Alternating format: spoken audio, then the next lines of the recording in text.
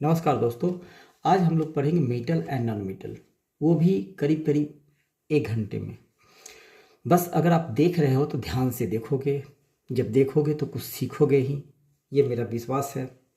ठीक है, तो इससे पहले मेटल नॉन मेटल पढ़ने से पहले मैं एक बार एसिड बेस एंड सॉल्ट में लास्ट में जो है हम लोग, और सॉल्ट में लास्ट में, जो चैप्टर के लास्ट में है, जैसे वॉशिंग सोडा हो गया, बेकिंग सोडा हो गया, बेकिंग पाउडर, ब्लीचिंग पाउडर है ना, प्लास्टर ऑफ पेरिस, जिप्सम वगैरह। तो इसे हम शॉर्ट में पढ़ेंगे, मुश्किल से 10-15 मिनट इसमें लगेंगे। ठीक है, मैं चाहूँगा कि इसको एक बार समझा दूँ, उसके बाद हम लोग आएंगे मेटल्स एंड नॉन मेटल्स पे, मेटल्स एंड नॉन मेटल्स।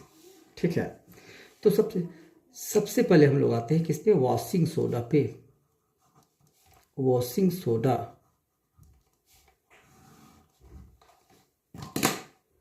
नाम से तो वाकिफ होंगे ही आप लोग। सबसे पहले वॉशिंग सोडा का केमिकल फार्मूला क्या होता है, Na2CO3 10H2O।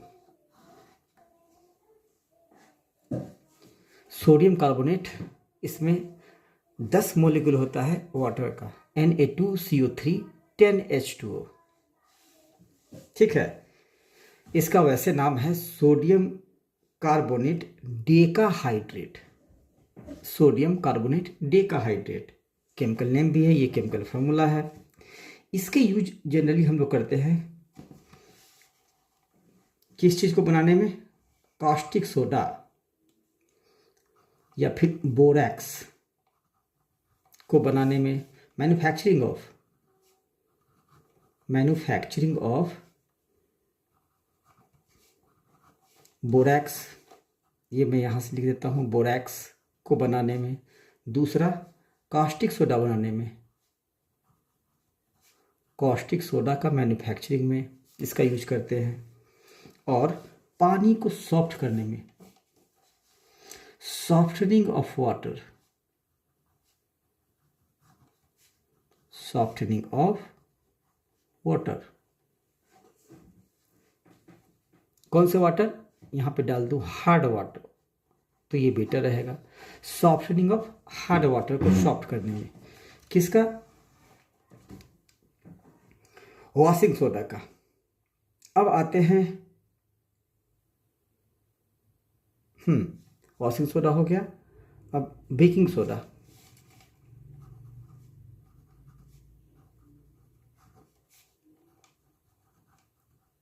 बेकिंग सोडा, इसका केमिकल फॉर्मूला होता है NaHCO3 sodium hydrogen carbonate, sodium hydrogen carbonate.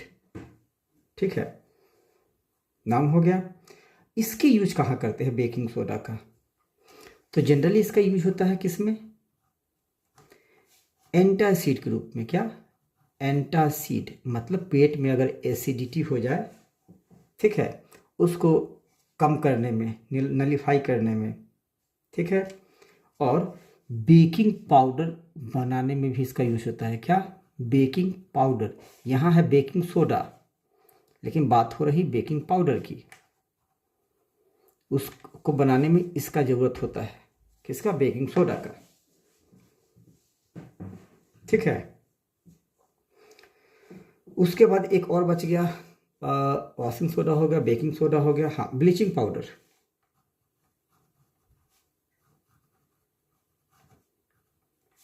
Bleaching powder का बस आपको करना क्या है, ये जो केमिकल फार्मूला है वो याद रखना है, नेम याद रखना है। ठीक है, और यूज, एक ये रहा सेंटेंस बना के लिख दोगे, एक ये रहा सेंटेंस बना के लिख दोगे। तो ब्लीचिंग पाउडर का फार्मूला क्या होता है, CaOCl2। ठीक है, CaOCl2 याद रखना है, ब्लीचिंग पाउडर का CaOCl2। इसका केमिकल नेम है, कैल्शियम ऑक्सीजन है तो क्या हो जाएगा, calcium, sorry calcium oxy chloride, calcium oxy chloride. ठीक है, ये हो गया ब्लीचिंग पाउडर। इसकी यूज कहाँ करते हैं? ठीक है, तो सबसे नामी है ब्लीचिंग पाउडर, ब्लीच करते हैं हम क्लॉथ को। तो यूज क्या है? ब्लीचिंग या ब्लीच ऑफ क्लॉथ या ब्लीचिंग ऑफ क्लॉथ, कपड़े को। दूसरा,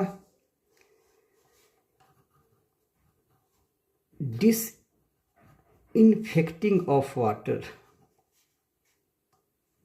डिसइंफेक्टिंग ऑफ वाटर, पानी में कुछ इस टाइप की चीज़ें हो, जर्म्स वगैरह हो, तो इसको डालते हैं तो सब मर जाते हैं। ठीक है, उसके बाद क्लोरोफॉर्म का नाम सुना होगा आपने। क्लोरोफॉर्म के मैन्युफैक्चरिंग में,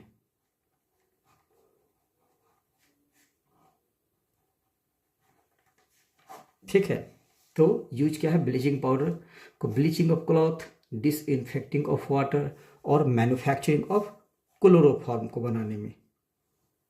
ठीक है, तो ये इसका यूज करते हैं हम लोग ब्लीचिंग पाउडर का।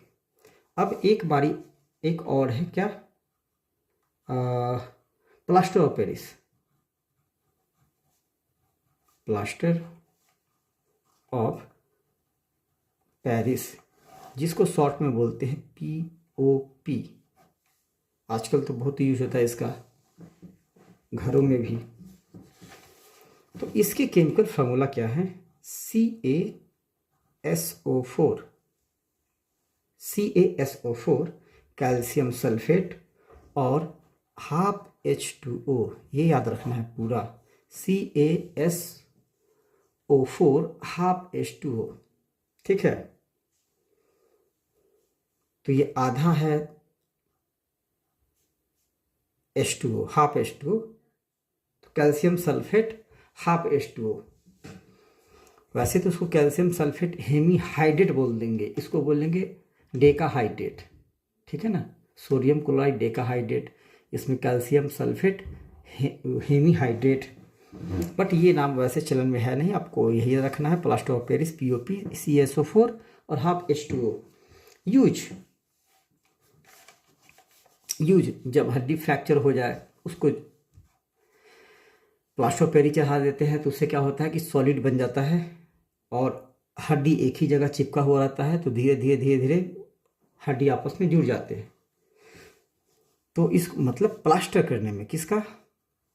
Plaster of fractured bone, fractured मतलब टूटा हुआ, बोन्स हड्डी।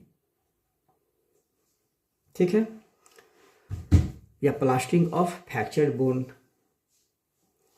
और बहुत सारे, इसके तो बहुत सारे यूज होते हैं। मेकिंग ऑफ खिलौना बनाने में, टॉयज, है ना, making of toys, different different type के टॉयज बनाने में। ठीक है, बहुत सारे डेकोरेटिव मटेरियल बनाने में, स्टैचू बनाने में, है ना, कोई भी घरों के डेकोरेटिव मटेरियल्स बनाने में।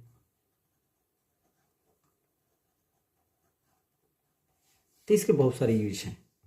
ठीक है, अब हम लोग एक शॉर्ट में देख लेते हैं क्या, इक्वेशंस।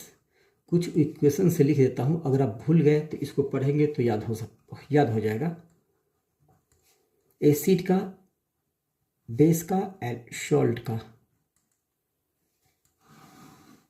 ठीक है, फर्स्ट, एसिड प्लस जब रिएक्शन करता है क्या मेटल के साथ, प्लस मेटल, तो गिव्स सॉल्ट।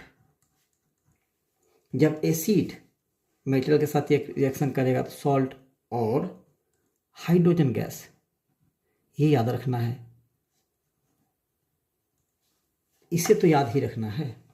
एक इक्वेशन में मैं लिख देता हूँ, जैसे एसिड हो गया तो H2SO4 लिख लो आप, प्लस कोई मेटल लिख ले लो आप, जिंक ले लिए, कॉपर ले लिए, जो भी लेना है आपको ले सकते हैं। उसका जो भी मेटल लेंगे वो बनेंगे मेटल सल्फेट, मतलब ZnSO4 प्लस H2। ठीक है, तो ये तो एसिड का हो गया मेटल के साथ रिएक्शन। अब हम करवाते हैं बेस का मेटल के साथ, इसलिए मैंने कहा कि एक ये भी लिख देना जरूरी है इन शॉर्ट, बेस का मेटल के साथ रिएक्शन तो क्या होता है। उसके बाद फिर तीसरे में हम लोग लिख लेंगे कि एसिड का बेस के साथ रिएक्शन। ठीक है, ये तीन जो रिएक्शन है ये बड़ा इंपॉर्टेंट है। पहले एसिड मेटल के साथ, बेस मेटल के साथ और एसिड बेस के साथ। ठीक है, तो जब बेस मेटल के साथ रिएक्शन करता है तो क्या बनता है, सॉल्ट प्लस हाइड्रोजन गैस। ठीक है, जहां मेटल की बारी आएगी, चाहे एसिड हो चाहे बेस हो, तो सॉल्ट का फॉर्मेशन होता है और हाइड्रोजन गैस। अब इक्वेशन आप लिख सकते हो NaOH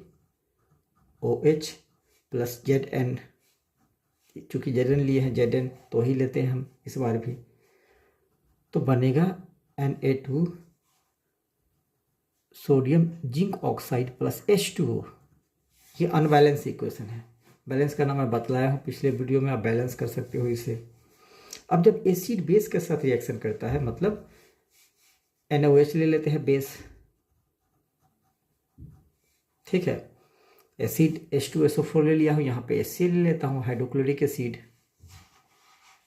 तो क्या बनेगा NaCl प्लस H2O। वाटर, नमक और वाटर, इस रिएक्शन को बोल सकते हो आप न्यूट्रलाइजेशन रिएक्शन।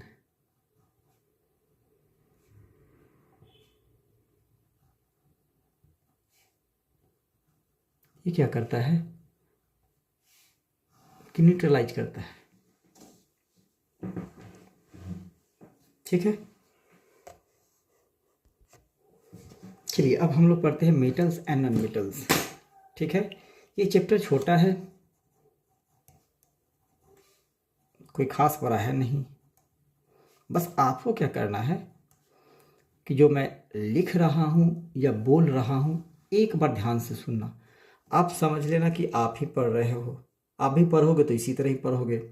बस एक पढ़ने के जगह पे क्या है, बुक के जगह पे क्या है, मैं हूँ बोल रहा हूँ और लिख रहा हूँ, तो ध्यान से देखोगे तो आपको एक बार रिकैप हो जाएगा। मेटल, सबसे पहले मेटल, फिर बारी आएगी नॉन मेटल्स की, और जो जो मेटल्स पढ़ना है वही हम लोग पढ़ेंगे। वैसे पीरियोडिक टेबल में बहुत सारे मेटल्स हैं, बहुत सारे नॉन मेटल्स भी हैं, लेकिन ज़रूरत नहीं है। इस चैप्टर में जितना हमें फ़िलहाल पढ़ना है वही पढ़ेंगे। ठीक है, तो मेटल्स होता क्या है, तो मेटल्स क्या होता है कि एक एलिमेंट होता है।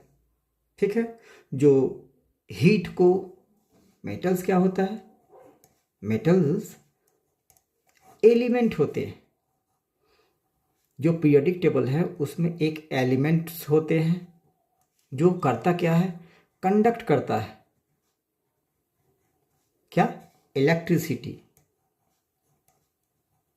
इलेक्ट्रिसिटी और हीट। चूंकि मेटल को आप देखोगे धूप में रख तो गर्म हो जाएगा, है ना। और सबसे बड़ी खासियत इसमें क्या है कि इसकी प्रॉपर्टी होती है, एक तो सोनरस होता है। पहले क्या, मेटल्स के बारे में आप लिख सकते हो कि ये एक एलिमेंट है जो कंडक्ट करता है electricity and heat. Also metals are malleable, malleable होता है ये। अब मैलिएबल दो वर्ड आएंगे, एक आएगा मैलिएबल और एक आएगा डक्टाइल। ठीक है, दो वर्ड मैलिएबल आएगा और डक्टाइल आएगा। तो मैलिएबल का मतलब होता है मैलिएबल, इसकी एडजेक्टिव हो जाएगी मैलिएबिलिटी। ठीक है, तो इसका मतलब मैलिएबल का मतलब होता है कि अगर उसको हम पीट पीट के पतला कर दे, सीट पेपर की तरह, है ना, इसको हम पीट के पेपर की तरह कर दें तो उसको बोलते हैं मैलिएबल, सीट की तरह, है ना। तो beaten, into a thin sheet कहो आप। तो पीट पीट के अगर हम पतला पेपर की तरह बना देते हैं, शीट की तरह बना देते हैं, थाली बना देते हैं, है ना, थाली जिसमें खाना खाते हो, तो वो मेटल के मैलिएबिलिटी प्रॉपर्टी के कारण है। इसको क्या बोल सकते हो, इसकी प्रॉपर्टी भी, मेटल्स की ये प्रॉपर्टी भी है, खासियत है। दूसरी सबसे मेन और खासियत क्या है, डक्टिलिटी। डक्टिलिटी, ठीक है। डक्टिलिटी का मतलब होता है इसको हम खींच के पीट के खींच के और वैट बना सकते हैं, है ना। ड्रॉन इनटू अ वायर, बस दो चीज़ आपको रखना है याद। मैलिएबल का मतलब पीट पीट के सीट बनाना, और डक्टिलिटी का मतलब वायर। डक्टिलिटी मतलब वायर, मैलिएबिलिटी मतलब सीट, ऐसे याद रख लेना है। डक्टिलिटी मतलब वायर बनाना, वो प्रॉपर्टी जिसके कारण मेटल वायर के फॉर्म में बन जाता हो तो उसको डक्टिलिटी कहते हैं। मेटल की वो प्रॉपर्टी जिसके कारण वो सीट बनता हो, चाहे पीट के हो चाहे कैसे भी हो, सीट बनता हो तो उसको क्या बोलते हैं, मैलिएबिलिटी। ठीक है, तो मैलिएबल मतलब मैलिबिलिटी, चाहो तो भी लिख सकते हो, मैलिएबल मैं लिख दिया हूँ तो आप देख लेना, ठीक है। दूसरा, इसकी जो मेटल जो होता है चूँकि हार्ड होता है ना, सॉलिड काफ़ी हार्ड होता है, तो इसका जो मेल्टिंग, जैसे पानी को हम उबालते हैं, बॉयलिंग पॉइंट जो होता है, मेल्टिंग का मतलब पिघलना। जैसे धूप में रखें तो मेटल कुछ नहीं होगा, सिर्फ हीट, गर्म हो जाएगा। बट क्या है, बॉयलिंग मतलब उबालना उसको, ठीक है ना, या तो पानी में रख के उबालो, ठीक है। तो ये जो दो उसका मेल्टिंग एंड बॉइलिंग पॉइंट है, ये काफ़ी क्या होता है, हाई। ये क्या होता है, हाई, बहुत ज़्यादा होता है। मतलब 100-200 डिग्री सेंटीग्रेड से काम नहीं चलेगा, ठीक है। इसको मेल्ट करने के लिए, पिघलाने के लिए, जैसे लोहा को पिघलाने के लिए हम लोग उसको सिर्फ लाल तक कर सकते हैं अपने घरों में, अपने गैस स्टोव पे, लेकिन उसको पिघला नहीं सकते हैं। तो उसके लिए और उससे जितना भी हमारे गैस में जितना टेम्परेचर प्रोड्यूस होता है उससे कहीं ज़्यादा टेम्परेचर चाहिए उसको पिघलाने के लिए, ठीक है। तो हम लोग फिर जाते हैं वहाँ शॉप के, जो बिल्डिंग वाले के पास है ना, उसके पास होता है, वो पिघलाता है। तो इसकी मेल्टिंग पॉइंट, बॉइलिंग पॉइंट क्या होता है, काफ़ी हाई होता है, ठीक है। और इसकी डेंसिटी भी हाई होती है, ठीक है। कुछ मेटल्स के हम लोग नाम देख लेंगे, कुछ मेटल्स के नाम। तो जैसे कॉमन लोहा है ना, जिसको आयरन बोलते हैं। उसके बाद एल्युमिनियम, ये भी मेटल है। सिल्वर, जिसको एजी बोलते हैं। चलिए कॉपर की बारी आती है, जिसको सीयू बोलते हैं, कॉपर हो गया। उसके बाद हाँ, सोना, गोल्ड बोलते हैं। चांदी, है ना।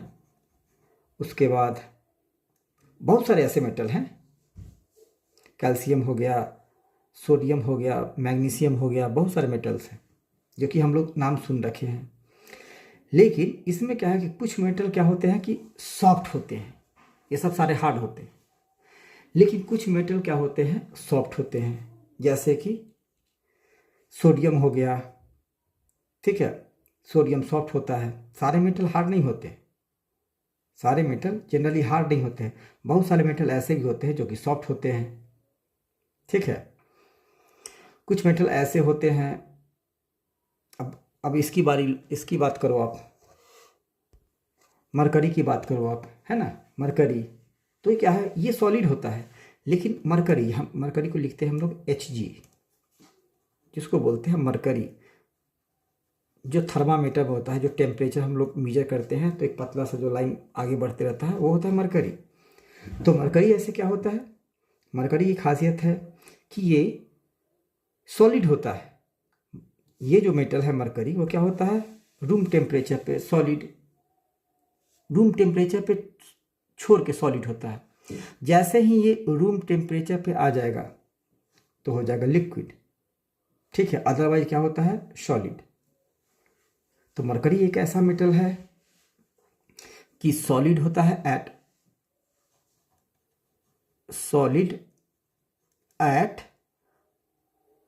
रूम टेम्परेचर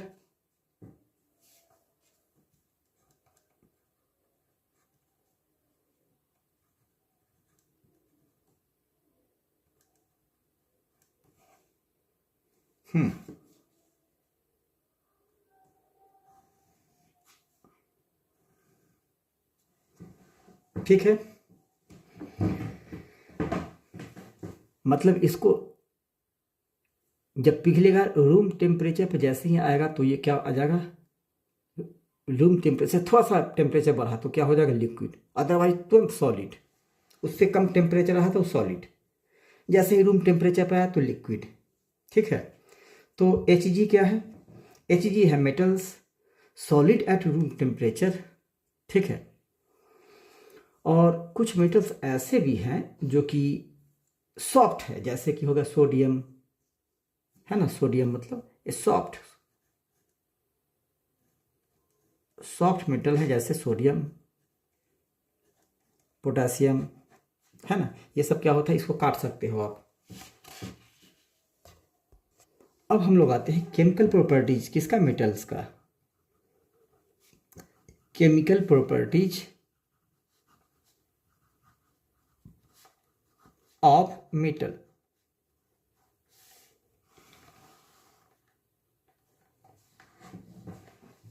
ठीक है। तो रिएक्शन, केमिकल प्रॉपर्टी में क्या है, रिएक्शन करेगा किसी चीज़ से। तो सबसे पहले हम लोग इसकी रिएक्शन करवाते हैं किससे, ऑक्सीजन से, ठीक है। तो मेटल का जब हम रिएक्शन करवाते हैं, रिएक्शन विथ ऑक्सीजन, तो होता क्या है, तो वो चीज़ होता है जो आप देखते होगे, है ना, क्या रस्टिंग होता है, मतलब मेटल ऑक्साइड बन जाता है। तो जब हम मेटल को रिएक्शन करवाते हैं किसके साथ, ऑक्सीजन के साथ, ये जैसे आप पढ़े होंगे क्वाड्रेटिक इक्वेशन, उसमें नहीं लिखते हैं 2x+3 = इतना, है ना, चाहे बहुत सारे ऐसे स्टेटमेंट होते हैं जिसको कि हम क्वाड्रेटिक इक्वेशन में लिख देते हैं। तो यहाँ भी समझ लो कि ये एक इक्वेशन ही है, ठीक है। बस आपको लिखना क्या है, अब यहाँ पे लिख देंगे मेटल ऑक्साइड। जब ऐसा आपको याद करने के लिए ऐसे लिख दिया जा रहा है तो क्या लिखोगे आप, when metal reacts with oxygen it gives metal oxide, या metal oxide, oxide of metal जिसके साथ वो रिएक्शन करता है, it gives oxide of metal जिसके साथ वो रिएक्शन करता है, ठीक है। अगर एग्जाम्पल लेना तो जैसे आप ले लो इसी का, सोडियम का ले सकते हो, कॉपर का ले सकते हो, बहुत सारे हैं वैसे। इसका ले क्या बनेंगे, कॉपर ऑक्साइड, Fe+O2 क्या बनेंगे,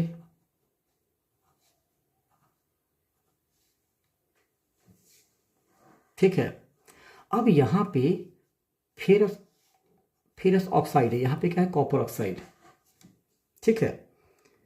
तो ये सब जो रिएक्शन है अभी ये कंप्लीट नहीं है, ये कंप्लीट नहीं है, मैं तो समझाने के लिए लिखा हूँ। होता है Fe2O3 फेरिक ऑक्साइड, ठीक है। लेकिन समझने के लिए छोटे छोटे इक्वेशन, जैसे कि कॉपर के साथ रिएक्शन किया O2 तो हो गया कॉपर ऑक्साइड, ठीक है। तो इस तरह से जब रिएक्शन करता है किसके साथ, ऑक्सीजन के साथ, तो ऑक्साइड ही देता है। जिस मेटल को रिएक्शन करवाओगे ऑक्सीजन के साथ उसी मेटल का ऑक्साइड बनेगा। अगली बारी आती है reaction with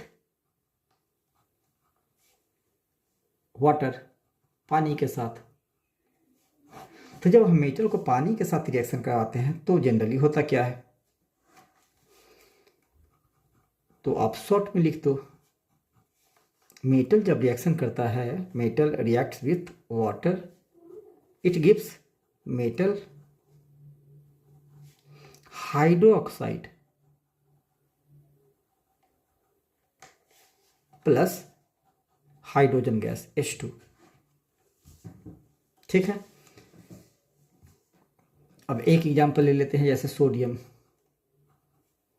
plus water reaction किया तो क्या बन गया, हाइड्रोक्साइड, मेटल हाइड्रोक्साइड। यहाँ मेटल क्या है, सोडियम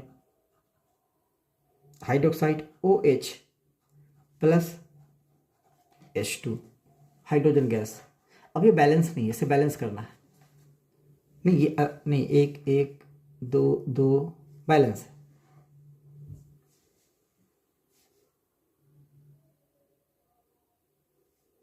दो दो एक तीन, नहीं ये बैलेंस नहीं है। हम कैसे करेंगे इसको, चलो उसको बैलेंस ही कर देते हैं। ये 2 यहाँ लिख हो गए। हालांकि ऐसे रिएक्शन लिखने के लिए बैलेंस अभी करने की जरूरत नहीं थी, अभी हम समझा रहे थे, लेकिन चलो जब मैं लिख दिया हूँ, चर्चा कर दी हूँ, तो बैलेंस कर देते हैं। यहाँ पे हाइड्रोजन 2 है और एक 3 है, यहाँ पे हाइड्रोजन 2 है, ऑक्सीजन 1 है, ऑक्सीजन 1 है। तो सबसे पहले हाइड्रोजन हमने क्या किया, जो 1 था उसको 2 से मल्टीप्लाई किया, वो इसलिए कि 2 2 4 हो जाए। तो यहाँ 2 है तो 2 से मल्टीप्लाई करेंगे तो 2 2 4 हो जाएगा। अब जब इसको 4 करने के लिए 2 से मल्टीप्लाई किया तो इफेक्ट क्या पड़ गया, O पे, O 2 बढ़ गया।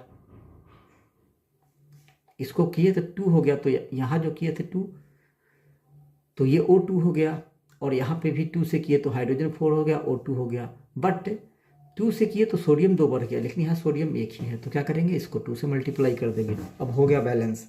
वैसे बैलेंस हम कम ध्यान देंगे, बैलेंस करने की फिलहाल अभी हम लोग सीख रहे हैं कि इसकी प्रॉपर्टी क्या है, किसके साथ रिएक्शन करता है मेटल, तो क्या क्या बनता है। ठीक है ना। तो बात आ गई थी किसका, ऑक्सीजन हो गया, वाटर हो गया,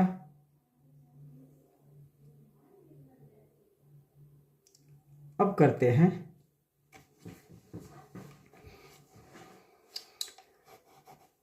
इसको एक बार करवा लेता हूं, क्योंकि ये जनरली देखा हुआ चीज है। H2O, लोहे को, आयरन को जब वाटर के साथ रिएक्शन करवाते हैं तो क्या बनता है, Fe3O4 प्लस, यहां पे इसको नहीं लिखो तब भी सही है, Fe3O4 plus 4H2 hydrogen gas, hydrogen gas. ठीक है, मेटल का ऑक्साइड, मेटल का ऑक्साइड, तो यहाँ पे बन गया आयरन ऑक्साइड, फेरिक ऑक्साइड। ठीक है, और Fe रिएक्शन किया किसके साथ, H2O के साथ। इक्वेशन बैलेंस, यहाँ 3 है, यहाँ 2 है, चलो इसको भी कर ही लेते हैं। 3 4 8 हो गया, यहाँ पे 4 2 8 हो गया, इसलिए किए थे। यहाँ O4 है, O4 है, अब हो गया इक्वेशन बैलेंस। अब इसकी रिएक्शन करवाते हैं मेटल का हम लोग एसिड के साथ। तो आप पढ़े होंगे, सॉल्ट देता है, तो हालांकि वो लिखने की आपने एसिड बेस सॉल्ट में ही वो पढ़ लिया था, लेकिन चलिए विथ एसिड के साथ, चूंकि ये चैप्टर है तो इसको भी लिख लेते हैं, विथ एसिड के साथ। तो क्या बनता है, मेटल प्लस एसिड, तो क्या बनता है, जो भी मेटल होगा उसका सॉल्ट बनेगा plus H2 hydrogen gas, salt hydrogen gas. एक एग्जाम्पल जैसे Na प्लस HCl, तो क्या बनेंगे, इडिएबल सॉल्ट जो खाते हैं हम लोग, प्लस H2, ऐसे लिख सकते हो आप। ठीक है,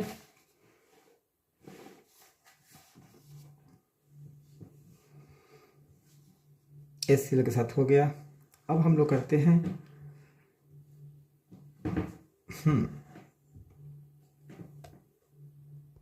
मेटल ऑक्साइड। अब मेटल ऑक्साइड की बारी आती है। मेटल हो गया, मेटल ऑक्साइड की। ठीक है, मेटल ऑक्साइड में लेते हैं सोडियम ऑक्साइड,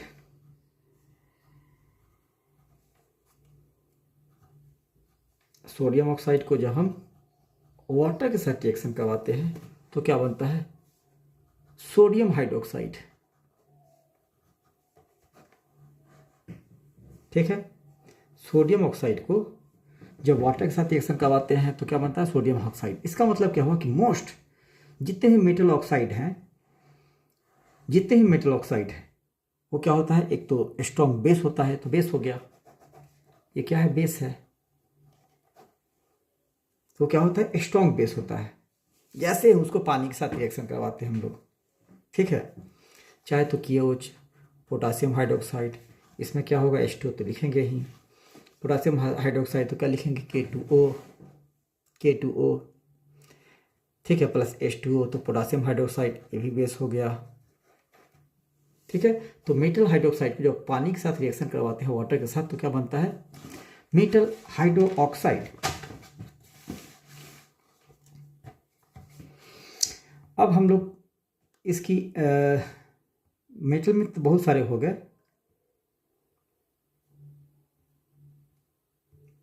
बहुत सारे मेटल में ऐसे हो चुके हैं। एक बार एसिड के साथ करवा लेते हैं मेटल ऑक्साइड को, रिएक्शन विथ एसिड। अभी वाटर से करवाए थे, एसिड से करवा लेते हैं। तो Zn+O, इसको बोलते हैं जिंक ऑक्साइड।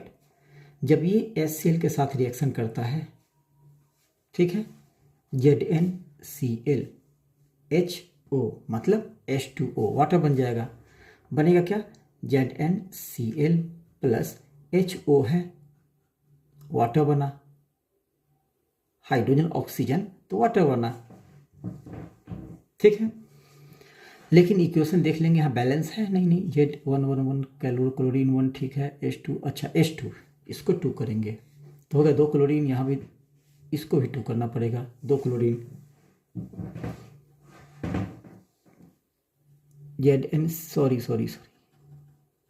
ZnCl2 होता ना, जिंक क्लोराइड। तो 2 हाइड्रोजन, 2 क्लोरीन 2। अब है इक्वेशन बैलेंस, ऑक्सीजन 1, ठीक है, अब हो गया बैलेंस। अब ZnCl NaCl तो आप जानते हो, तो आप यहाँ कह सकते हो कि यहाँ पे ZnCl आपने क्यों ZnCl2 क्यों लिख दिया, है ना। तो इसके भी रीजन है, ये भी मैं बताऊंगा जब एक्सप्लेन करूंगा सारे चैप्टर को, तो उसको भी समझाऊंगा कि ZnCl2 क्यों होता है, Cl क्यों नहीं होता, ठीक है। यहाँ पे ZnCl है और यहाँ पे NaCl है, सॉरी, यहाँ पे ZnCl2 क्यों है, यहाँ पे ZnCl क्यों नहीं लिखा जाता, है ना। तो ये बैलेंस ही, ये हम लोग पढ़ेंगे, हालांकि 9th हम लोग पढ़ चुके हैं, और तो ये हम लोग पढ़ेंगे कि ऐसा क्यों होता है जब चैप्टर को एक्सप्लेन करवाएंगे। अभी पढ़ने एग्जाम का समय में अभी ये पढ़ने की जरूरत है नहीं, ठीक है। अब बारी आती है रिएक्टिविटी सीरीज की।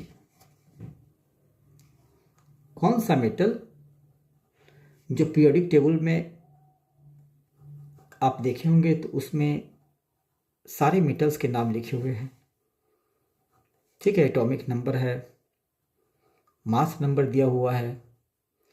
तो कैसे जानेंगे उसको देख के उस बॉक्स को कि कौन कितना रिएक्टिव है। तो ऊपर से नीचे जब बढ़ोगे, ठीक है, ऊपर से नीचे, तो अगर हम बात करें पोटासियम की K, उसके बाद आता है सोडियम, फिर आता है कैल्शियम, मैग्नीशियम, उसके बाद हाँ एल्युमिनियम, उसके बाद क्या है याद, ठीक से याद नहीं है वैसे, चलिए फिर भी ऐसे से आते हैं। उसके बाद potassium, sodium, calcium, magnesium, aluminium, ऐसे ही आते रहते हैं, ऐसे अप टू डाउन, ऊपर से नीचे, ठीक है। लास्ट में आता है ऐसे, हाँ लास्ट का याद है, Ag, Au, हाँ ठीक है, कॉपर, आयरन सब इसके भीतर आते होंगे अंदर, ठीक है। तो पीरियोडिक टेबल में जैसे अप टू डाउन बढ़ेंगे, ऊपर से नीचे, तो सबसे हाई रिएक्टिव कौन होगा, ये वाला हाई रिएक्टिव। और सबसे लो रिएक्टिव कौन होगा, ये वाला लो रिएक्टिव।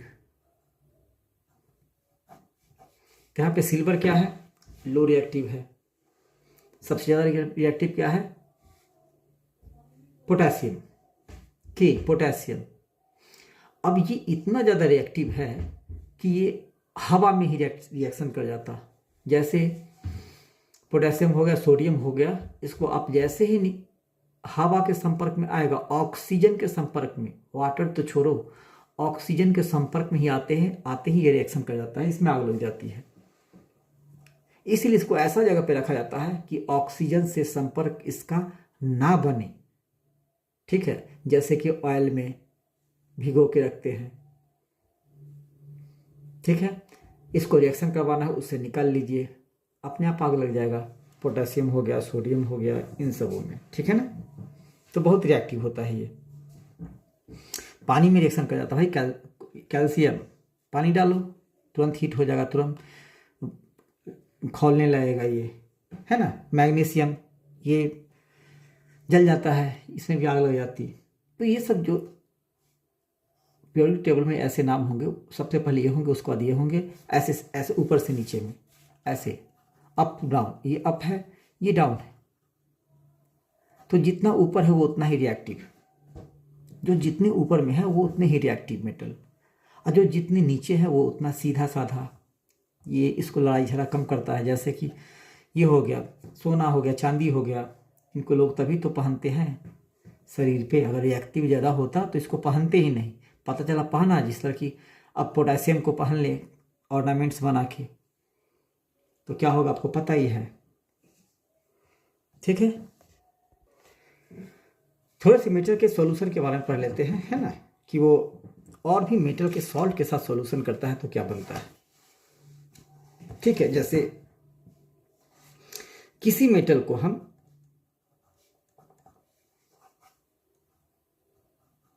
कोई सॉल्ट ऑफ मेटल के साथ रिएक्शन करवाते हैं तो क्या बनता है, सॉल्ट ऑफ मेटल। ये इसका सपोज ये 1 है तो 1, ठीक है, प्लस मेटल, जो सॉल्ट ऑफ मेटल है, इस सॉल्ट में जो मेटल है इसको मान लेते हैं 2, तो मेटल 2। मतलब कि अगर हम Fe को, आयरन को, जब हम रिएक्शन करवाएं, चलिए जैसे आयरन का रिएक्शन करवाते हैं कॉपर सल्फेट के साथ, CuSO4 के साथ। ठीक है, आयरन के रिएक्शन कॉपर सल्फेट के साथ, तो क्या बनेगा, FeSO4 प्लस Cu। इसको बोलते हैं डिस्प्लेसमेंट रिएक्शन। स्टार्टिंग में जो पढ़े थे, तो हर एक चैप्टर में हर एक चीज़ें एक दूसरे से रिलेटेड है। ठीक है, तो वही चीज़ें हैं कि एक चीज़ को इसलिए पहले समझा लिया जाता है, इसको अलग, तो वो चीज़ें हम अभी दिमाग में नहीं डालेंगे। ये वैसे डिस्प्लेसमेंट रिएक्शन है। यहाँ पे आयरन क्या हुआ है, सल्फेट के साथ मिला है और कॉपर बाहर आ चुका है, तो इस रिएक्शन को डिस्प्लेसमेंट रिएक्शन बोलते हैं। लेकिन यहाँ वो सब नहीं लिखना है। यहाँ हमें क्या है, रिएक्शन ऑफ मेटल्स किसके साथ, कि सॉल्यूशन ऑफ किसी और मेटल सॉल्ट के साथ, जैसे कि CuSO4 के साथ मेटल का रिएक्शन हुआ तो क्या है, डिस्प्लेसमेंट रिएक्शन हो जाता है। ठीक है, तो ऐसे बहुत सारे हैं रिएक्शन, जैसे कि एल्युमिनियम का रिएक्शन कर सकते हो आप कॉपर सल्फेट के साथ, तो AlSO4 बन जाएगा और कॉपर बाहर आ जाएगा। तो ऐसे बहुत सारे रिएक्शंस हैं। ठीक है, एक आध एग्जाम्पल और देख लो आप। हाँ, कुछ रिएक्शन ऐसे भी हैं, एक चीज़ और, कुछ रिएक्शन ऐसे भी हैं, ये तो हो गया इसका, इन सबों का, हाई रिएक्टिव वाले का। और जो अभी बात हुई थी लो रिएक्टिव जो मेटल्स हैं उसकी बात हो रही थी, तो अगर हम बात करें Ag की, ये बहुत कम रिएक्टिव है। Au ये बहुत कम रिएक्टिव है, मैंने इसीलिए इस रिएक्शन को लिया था वैसे। ठीक है, यहाँ पे कहीं ना कहीं Fe आता होगा। ठीक है, यहाँ पे कहीं ना कहीं Fe आता होगा, यहाँ पे कहीं ना कहीं Cu आता होगा। ठीक है, तो अब हम बात करते हैं किसकी, कॉपर की और सिल्वर की और गोल्ड की। तो जब ये रिएक्शन करता है CuSO4 के साथ और ये रिएक्शन करता है CuSO4 के साथ, तो क्या आप लिख सकते हो AgSO4 प्लस Cu? नहीं, क्योंकि ये रिएक्शन ही नहीं करता। ये बड़े शरीफ हैं, सोना चांदी ये सब क्या है कि ये सब रिएक्शन ही नहीं करता है कॉपर सल्फेट के साथ। ठीक है, ये दोनों रिएक्शन ही नहीं करता, इसको भी लिखेंगे हम नो रिएक्शन, क्योंकि रिएक्टिविटी सीरीज का सबसे निचला है ये दोनों, तो ये रिएक्शन नहीं करता। ठीक है, अब आते हैं इस पे आयनिक कंपाउंड पे। ठीक है, ionic compound.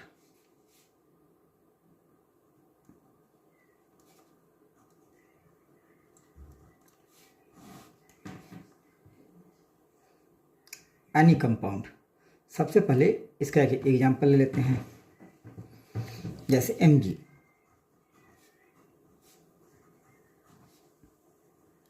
Mg3 plus 2E minus. ठीक है, क्लोरीन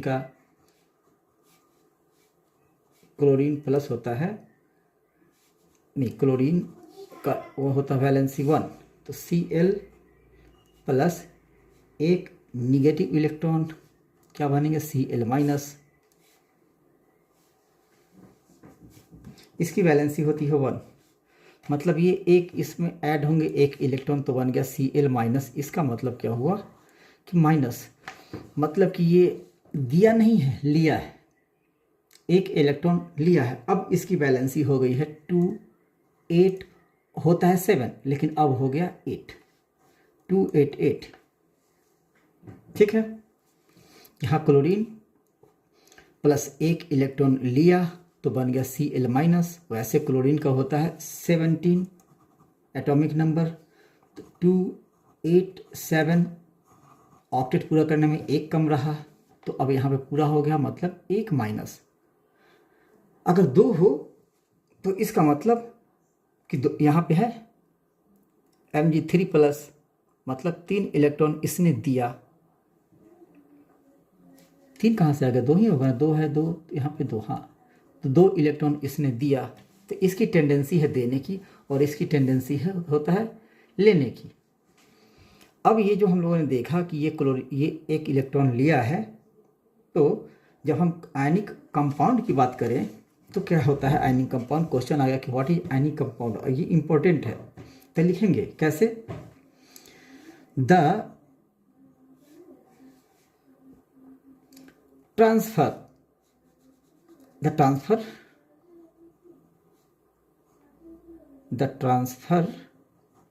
ऑफ इलेक्ट्रॉन्स,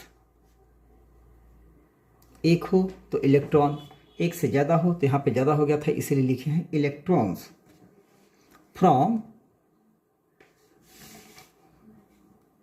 किसी metal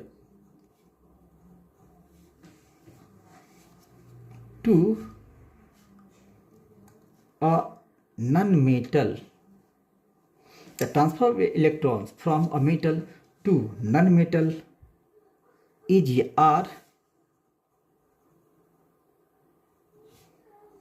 known as,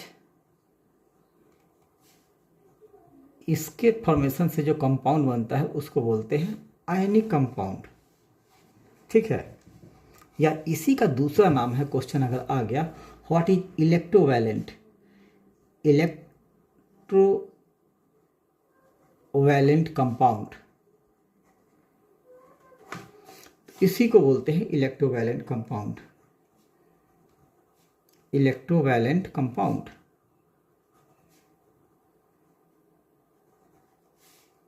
ionic compound को ही बोलते हैं। ठीक है,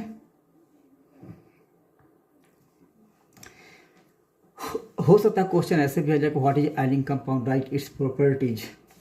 अब इसकी सबसे बड़ी खासियत क्या है, अब ये पहले था, ये है 288, यहाँ है 287। ठीक है, तो अब ये होगा वैलेंस पूरा। अब इसकी वैलेंसी होने के लिए एक इलेक्ट्रॉन इसको चाहिए, तो अभी जो क्लोरीन है वो होता है अनबैलेंस्ड, इसकी टेंडेंसी होती है हमेशा एक लेने की, एक दे दो कोई तो हम स्टेबल हम भी हो जाए। यहाँ पे स्टेबल हो गया, ये दिखाता है, ये कॉन्फ़िगरेशन दिखाता है कि ये इसकी वैलेंसी क्या है, स्टेबल है। तो यहाँ पे दिखाता है कि नहीं, इसकी टेंडेंसी अभी एक इलेक्ट्रॉन लेने की, तो अब स्टेबल है। ठीक है। जो स्टेबल मतलब कि अब रिएक्शन नहीं करेगा किसी से ज़्यादा, ठीक है ना। स्टेबल हो गया तो इसे क्या जरूरत है लेने की या देने की। तो जब इसकी प्रॉपर्टीज की बात आती है तो जो स्टेबल चीज़ होती है उसकी प्रॉपर्टी क्या होता है कि इसकी मेल्टिंग एंड बॉइलिंग पॉइंट जो होता है ऑब्वियसली क्या होगा, बहुत हाई, ज़्यादा। इसकी कम होगी लेकिन इसकी ज़्यादा होगी, ठीक है। क्योंकि इसके बीच इतने अच्छे बॉन्ड बन जाते हैं, ठीक है, स्टेबल हो जाता है कि अब इसको या तो मेल्ट करके या फिर बॉयल करके इसको ब्रेक करना मुश्किल हो जाता। तो ये इसकी खासियत है, ठीक है। तो मेल्टिंग और बॉइलिंग पॉइंट की बात हो गई। अब एक और बात करते हैं सोलुबिलिटी की, कि घुलनशील है कि नहीं।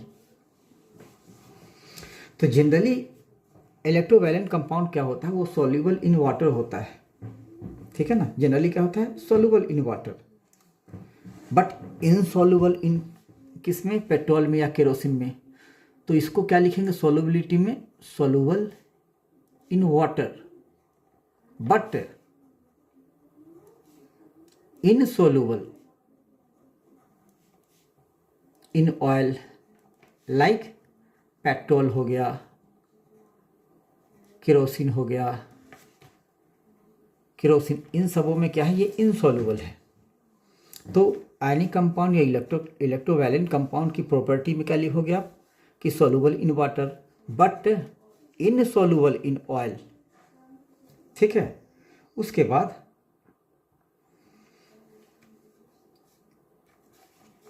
चूंकि ये सब मेटल है तो इसकी प्रॉपर्टी क्या होता है, कंडक्ट इलेक्ट्रिसिटी। लेकिन बन गया पे आयनिक कंपाउंड, अब इसकी प्रॉपर्टी क्या होगी, इसकी इसकी कंडक्टिविटी क्या होगी, किसके, उसमें इलेक्ट्रिसिटी में। तो जब हम इलेक्ट्रिसिटी पास करते हैं इसके सॉल्यूशन से आयनिक कंपाउंड में, ठीक है, तो ये क्या करता है आयनिक कंपाउंड कि जब सॉलिड स्टेट में रहता है तो ये डू नॉट कंडक्ट इलेक्ट्रिसिटी। जब सॉलिड स्टेट में रहेगा तो ये डू नॉट कंडक्ट इलेक्ट्रिसिटी। जो मेन पॉइंट है वही मैं लिख रहा हूँ जो आपको लिखना चाहिए। तो जब ये सॉलिड स्टेट में रहेगा तो ये पॉसिबल नहीं है कि इलेक्ट्रिसिटी को कंडक्ट करे, ठीक है। तो भाई कंडक्ट कब करता है, जब पिघला हुआ अवस्था में हो, मतलब मोल्टेन स्टेट में हो। जब ये मोल्टेन स्टेट में होता है then it conduct electricity,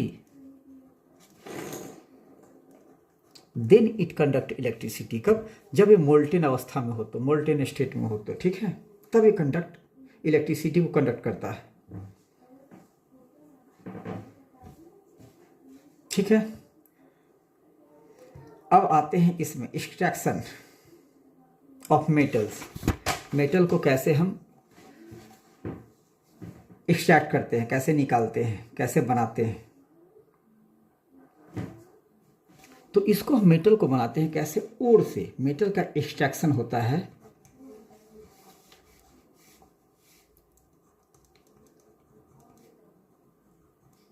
extraction of metals from ओर, ठीक है।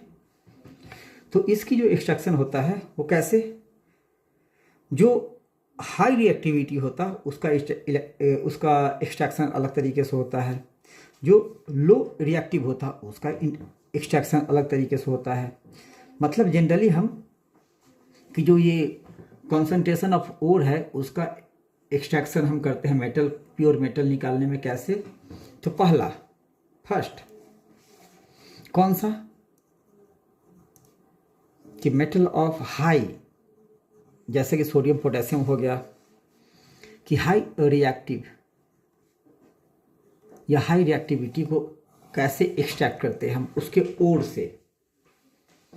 तो इसको करते हैं कि बाई किसके द्वारा, बाई इलेक्ट्रोलाइसिस के द्वारा, इलेक्ट्रोलाइसिस ऑफ यही जो मेटल का ओर है उसके द्वारा।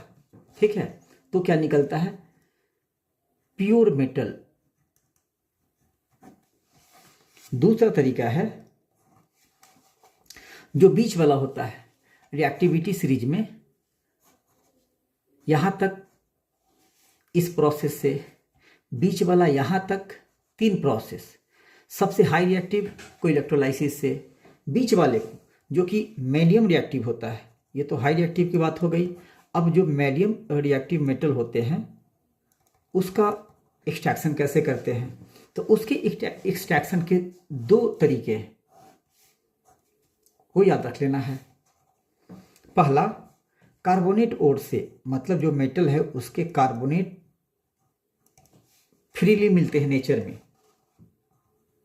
और दूसरा मेटल के जो सल्फाइड होते हैं वो फ्री मिलते हैं नेचर में। ठीक है, तो याद क्या रखना है, कार्बोनेट ओर से और सल्फाइड ओर से एक्सट्रैक्शन कैसे करते हैं। तो जब कार्बोनेट से हम एक्सट्रैक्शन करते हैं तो इसका कार्बोनेट मतलब कैल्सिनेशन, तो ये याद रखना है, मिलता जुलता टर्म है ये, तो आपको याद रहेगा कैल्सिनेशन।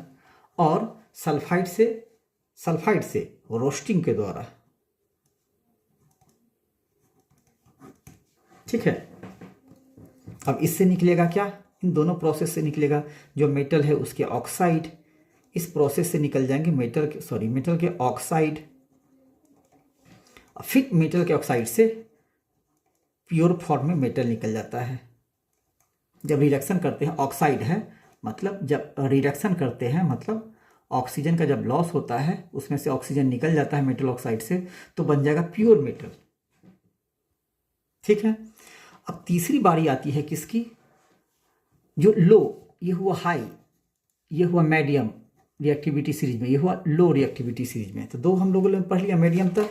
तीसरी बारी आती है किसकी, लो रिएक्टिव मेटल की। लो रिएक्टिव जो मेटल होते हैं उसकी बारी आती है, उसके एक्सट्रैक्शन कैसे होते हैं। ठीक है, तो ये भी निकलता है किससे, सल्फाइड ओर से, बट इसके प्रोसेस चेंज हैं। सल्फाइड ओर से एक्सट्रैक्शन इसका भी होता है, सल्फाइड ओर से, और इसको भी हम करते हैं कैसे, रोस्टिंग के द्वारा, रोस्टिंग के द्वारा। चूंकि सल्फाइड ओर जब रहेगा तो रोस्टिंग करना ही होगा हमें। तब आता है मेटल। ठीक है, लेकिन ये जो मेटल आएगा वो प्योर नहीं होगा, फिर इसको हम क्या करेंगे बाद में, और रिफाइन करते हैं प्योर मेटल निकालने के लिए। ठीक है, अब कुछ एग्जांपल ले लेते हैं, ऑक्साइड, मेटल ऑक्साइड वाले और मेटल सल्फाइड वाले। HgO, सॉरी एक्सट्रैक्शन हो रहा है ना, जब इसको हम हीट करते हैं तो क्या आ जाता है, Hg अलग और ऑक्सीजन अलग, बस ऐसे लिखना है। ठीक है, ये कैसे आता है, ये आता है सल्फाइड से, है ना, ये आएंगे सल्फाइड ओर से, तो HgO से निकालेंगे क्या, Hg। लेकिन इससे पहले का प्रोसेस है क्या, कि सल्फाइड ओर किसका, Hg का, पारा का, फिर रोस्टिंग करते हैं, रोस्टिंग मतलब ऑक्सीजन की उपस्थिति में, तो क्या बनेगा, HgO प्लस S बच गया और एक O है तो लिख सकते हैं SO2। अब HgO को फिर गर्म करेंगे, रोस्ट करेंगे, तो बनेगा Hg अलग और ऑक्सीजन गैस निकलेगा। ठीक है, तो ऐसे आप लिख सकते हो इसको। एक आध एग्जाम्पल और, ZnS जिंक सल्फेट। अब इसको ऑक्सीजन के साथ रिएक्शन करवाओगे आप, तो ZnO प्लस यही SO2, फिर Zn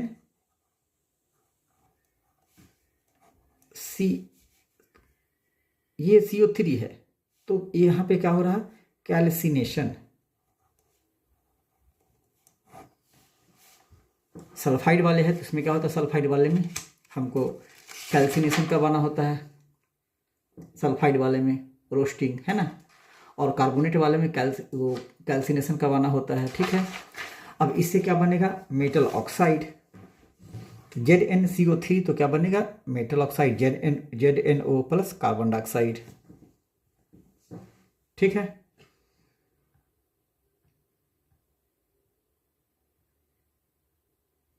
अब आ जाएंगे रिफाइंड वाली कोरोजन, तो समझ ही लिए हो आप। प्रिवेंशन कैसे करते हैं वो भी समझा दिया हूं। इसके बाद आएंगे कोरोजन, फिर कोरोजन का प्रिवेंशन ऑफ कोरोजन, ठीक है। तो ऑलमोस्ट ये चैप्टर कंप्लीट है। इसके बाद वाले चैप्टर में जो है कार्बन एंड इट्स कंपाउंड, ये चैप्टर थोड़ा लेंदी है और इसे मैं थोड़ा सा कोशिश करूंगा कि मीडियम डिटेल में तो नहीं, लेकिन इतने भी शॉर्ट में नहीं, लेकिन मीडियम स्टैंडर्ड में इसको समझाने की, चूंकि इसमें बहुत कुछ समझाने को है, समझने को है, बहुत सारे क्वेश्चंस भी आते हैं। तो ये नेक्स्ट, ठीक है। तब तक के लिए धन्यवाद।